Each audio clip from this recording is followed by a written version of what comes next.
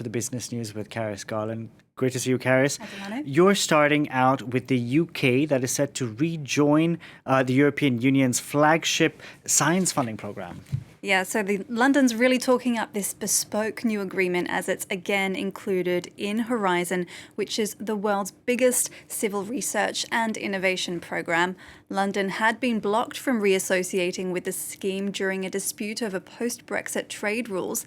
The UK government says the deal gives local scientists unrivalled opportunities at a good price for taxpayers. Caroline Lombolet reports. It was struck by politicians, but the agreement should serve the interests of science and scientists. After months of wrangling over how much the UK will pay for its membership in the Horizon Europe Science Research Programme, Prime Minister Rishi Sunak announced a deal had been cut this Thursday. We've taken the time to negotiate the right deal for the UK, a bespoke deal which works in our interests, and this will help maintain our leadership position as a science and tech superpower. London had been excluded from Horizon in the wake of Brexit. But now UK scientists and researchers will once again be able to apply for grants and take part in projects under the scheme. With an annual budget of around 96 billion euros, it's the EU's largest funding program for researchers.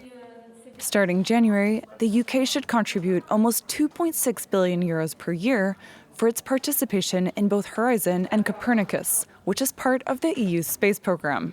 This is a momentous day for British. Speaking in Parliament on Thursday, UK politicians struck a combative tone. They left our researchers locked out of the world's leading scientific collaboration project worth over £80 billion for the past 2 years. It's been like keeping Lionel Messi or England's Lucy Bronze out of the World Cup. Under the deal, the UK will be given compensation should its scientists receive significantly less money than the government put in.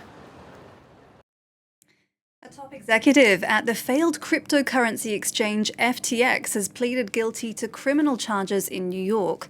Ryan Salame, the former co-CEO of the exchange's Bahamian subsidiary and a close ally of founder Sam Bankman-Fried, admitted to conspiring to make unlawful contributions and defrauding the Federal Election Commission.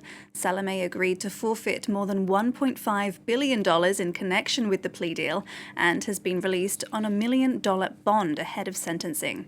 Bankman-Fried, meanwhile, will be tried in less than a month. He's accused of using stolen customer funds for political donations in a bid to support favourable cryptocurrency regulations. The Eurozone grew less than expected in the second quarter, adding to gloom about the state of the economy. GDP rose only 0.1% in the 3 months to June. That's after fresh data showed poor performance for exports, forcing a downward revision in overall growth numbers.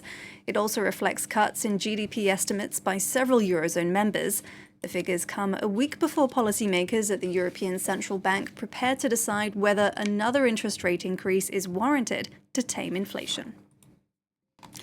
And taking a look at how Wall Street fared this Thursday as concerns resurfaced over the Federal Reserve's interest rate policy path. The tech-heavy Nasdaq led losses, down about 0.9% at the close. Apple shares dropped 2.9% amid reports of curbs on iPhone use by Chinese government staff.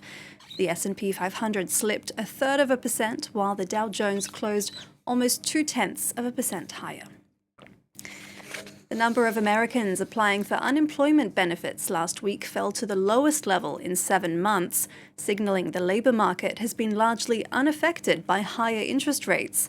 Jobless claims fell by 13,000 in the week ending September 2nd.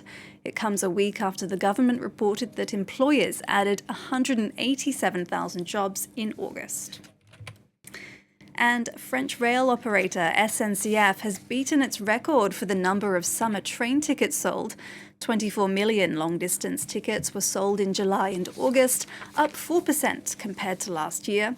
The company says it's down to people wanting to holiday at home and more eco-conscious travellers. Despite the record figures, SNCF was marred by a host of train breakdowns and delays this summer, which tested travellers' patience. Well, indeed, that's not what you want coming back from your summer holiday, Delight. I took the train and it was on time, so no complaints from me. Thank you very much for that, Karis. Karis Garland with the business news. Time now.